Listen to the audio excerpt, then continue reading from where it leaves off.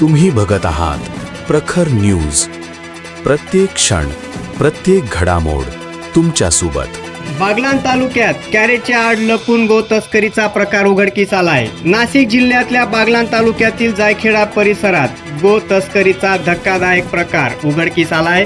पहाटेच्या सुमारास गोरक्षकांनी सापळा रचत बुलोरो पिकअप वाहन पकडले. या वाहनातून कॅरेटच्या आड लपून गोवंश वाहतूक केली जात असल्याचा प्रकार समोर आलाय.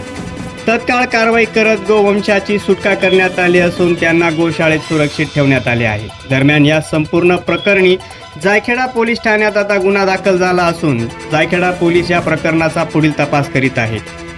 गोरक्षकांनी बजावलेली भूमिका महत्त्वाची ठरली आहे. प्रखर न्यूजसाठी तुषार रोंदळ, तरसाळी. हे पिकअप वाहन पाहू शकता. हे मालेगाव मधील अतिशय सराईत गो तस्कर जो म्हणजे काय, गाडीला काही वेगळी सिस्टीम लावून आणली तर गाडी ओळखली जात नाही. गोरक्षक गाडी ओळखू शकत नाही, पोलीस गाडी ओळखू शकत नाही. परंतु आम्ही यांना या फेसबुक लाईव्हच्या माध्यमातून, या व्हिडिओच्या माध्यमातून जाहीररित्या सांगू शकतो की ज्या ठिकाणी तुमचे विचार संपतात त्या ठिकाणून गोरक्षकांचे विचार सुरू होतात.